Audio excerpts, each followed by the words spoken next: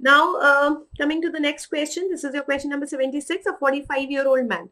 45-year-old man was infected with the COVID-19 disease and he's admitted in the district hospital, was started in certain medications, and after 2 weeks he is developing a typical, if you remember I had given you one question on orbital mucormycosis. On 10th day there was a proptosis, so 2 weeks again means the same. So he's having a lydedema, proptosis, chemosis, and see a diagnosis of rhinoorbital mucormycosis is made. So they are not asking you this, they are asking you the risk factor of this disease, and your options are the oseltamivir, favipiravir, ivermectin, and methylprednisolone. So answer to this question is the methylprednisolone. So let's take a look over the orbital mucormycosis, because this is an important topic and I am expecting one or the other question from this. So let's take a quick look over the diagnosis and management of the orbital mucormycosis. Mucormycosis, everybody knows, it's a very, very aggressive as well as opportunistic fungal infection, which is belonging to what family? Phygomycosis या फिर zygomycosis.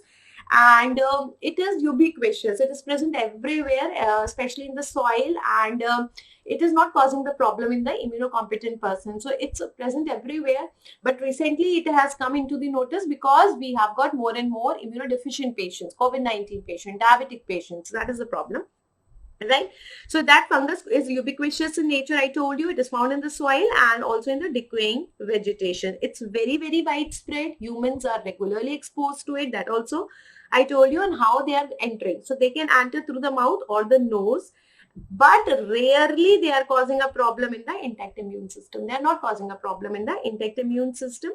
Why? Because when the immune system is immune, we have got the macrophages which are phagocytosing the spores. They are eating away the spores. However, if the patient is an immunocompromised one, then we do not have that sufficient immune system that can actually kill these spores, eat away those spores, and that is why we are having a problem, right? So mainly the infection is occurring in what area? Infection is mainly occurring in the sinuses and the lungs. Now, how it's entering? So if it is entering this paranasal sinuses, always remember one word for this, that is your angioinvasive. Angioinvasive is there. Always remember this word, angioinvasive. So it is actually invading the mucosa. So when it is going through the nose, it is first invading the mucosa of the paranasal sinuses. From the paranasal sinuses, it's going here. That means at the apex. And from this apex, it is going into the brain. So route is very, very clear from the nose, paranasal sinuses, orbital apex. And apex, it can even go into the brain. That is why it is rhino-orbitocerebral mucormycosis. I think that again becomes clear. Rhino. Then we have the orbito, and then we have got the cerebromucormycosis. Okay? Now it is difficult to diagnose early. Why it is difficult? Because we are having a non-specific symptoms. We do not have the typical symptoms. Yeah, these are there, so it is mucormycosis. So any proptosis, any chemosis, or even if I can say that if you are having any case of orbital cellulitis in a COVID-19 patient, in an immunocompromised patient, always think about the mucormycosis. You have to keep a high index of suspicion. That is very, very much required. Otherwise, it will be missed. And overdiagnosis is always better than the underdiagnosis, because by the time we have orbital apex involvement, it is often too late to save the patient's vision, eye, and life. And as I always tell you, what is the priority? You have to first save the life of the patient, then you have to save the eye of the patient, and then finally you have to save the vision of the patient. And mortality rate is a very, very high in these cases. So what are the imaging you can do? Two imagings that we can do the CT scan, we can also do the MRI. So if you look at the CT scan, we have the opacification in the right paranasal sinus. You can see this, there is opacification. And if you look at the MRI, there is a non-enhancement of the right nasal mucosa. So we can do CT also, we can do the MRI also, but the important thing is that they are not specific in this case. Now, the question was asking about the risk factors, the epidemiology. So it's very, very common in the patients who are having diabetes, especially the diabetic ketoacidosis, multiple blood transfusions, immunocompromised patients, neutropenia, transplants, hematopoietic malignancies, chronic steroids, and immunosuppressants. So here comes your answer. If you look at, this is your chronic steroids. So this is again an important risk factor. All those patients who are immunocompromised, it could be diabetic ketoacidosis or neutropenias, or we can have the hematopoietic malignancies, blood malignancies are there, even the iron overload, hemochromatosis could be there, COVID-19 patients could be there, they are on the immunosuppressants or the chronic steroids. So anything that is decreasing their immune power can actually lead to it, right? So this is your answer. Pathogenesis also. So as I told you that most commonly they are presenting with a paranasal sinus disease, and then they are invading the paranasal sinus mucosa. It's gaining the entry towards the orbital apex. Now, once it is going to the apex, you have got here what? You have got this common tendinous ring called as annulus of Zinn. And from this annulus of Zinn, you have got a lot of muscles, all the recti muscles, all 4 recti muscles are coming from here. Then you also have the superior oblique, which is having a tendinous origin. One head is going towards from the superior rectus. So all these muscles are involved. Therefore, what we can do, we can have the ophthalmoplegia. So this patient will have the ophthalmoplegia. This patient will have chemosis. We will also have the proptosis. We will have the congestion. All these features will be there in the patient, of course, right? So we have this, and from here it's also going into the brain. So there is a possibility that it can also go into the brain. So it's going into the orbit and then the brain parenchyma. So it could be sino-orbital also. It could be rhinocerebral. Means sino-orbito-cerebral bhi ho sakta hai, or it can go directly from the, from the nasal cavity towards the brain. So rhinocerebral bhi ho sakta hai. Then it's very important that it is angioinvasive. It is invading the blood vessels. Therefore, infarction, that tissue necrosis with the bony destruction is again a very, very important thing that you are getting along with it, and that is why one important thing that you are getting here is the ischar formation. We have the tissue necrosis, we have infarction, we have bone destruction, and one of the important sinus involvement that we are having is the ethmoidal sinus. Now, from the ethmoidal sinus, we have entry through the cribriform plate of ethmoid or the lamina papyracea that can be there. From there, it can gain entry into the orbit. So we can have even one of the presentations could be orbital apex syndrome. Now, as I told you, at the apex, we have got all the muscles there. So we can have ophthalmoplegia.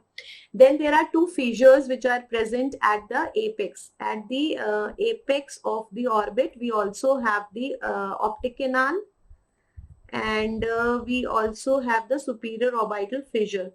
Optic canal mein we have got 2 things. One is your optic nerve. So we can even have the involvement of optic nerve, and we can also have the ophthalmic artery.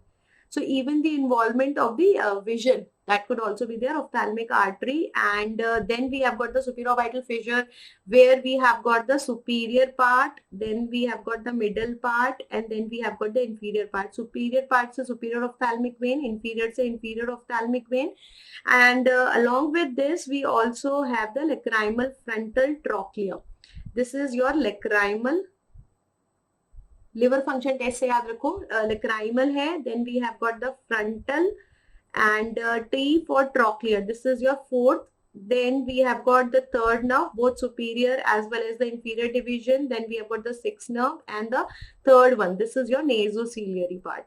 So all these nerves can be involved. So obviously corresponding symptoms you are also expecting of all these nerves, right?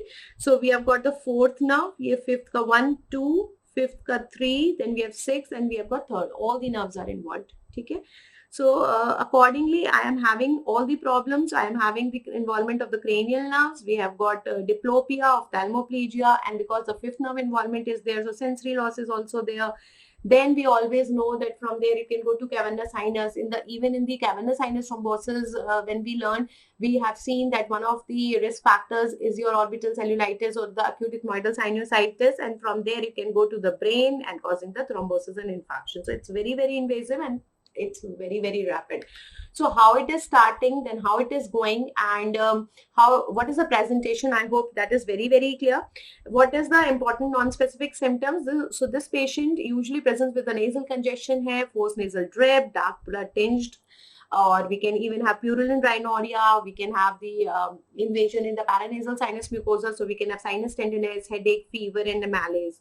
And as I told you before also, please always remember the word angio invasion. That is very, very important. Then second important word that you have to remember is the Ischar formation. That is again very important.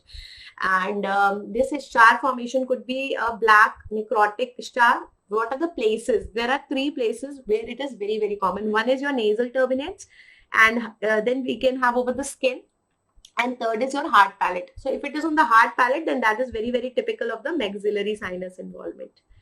So as I told you that imaging we can do, but imaging is not very, very specific.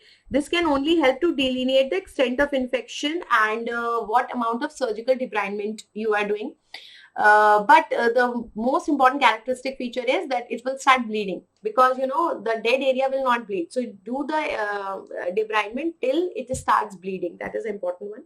Then the most characteristic diagnosis could be made by the biopsy, direct histological evidence. You can take scraping of the tissue from the paranasal sinuses, and you can look at this fungus, and you are getting so many stains to look at this fungus. Like we can have the Grocott Gomori, methylamine, silver nitrate stain. We have got the PAS, periodic acid Schiff hai, calcofluor hai, and what kind of fungus you are going to see. We have got the broad, irregular, non-septate and right angle branching hyphae hai. Broad, irregular, non-septate, right angle branching. You can see this.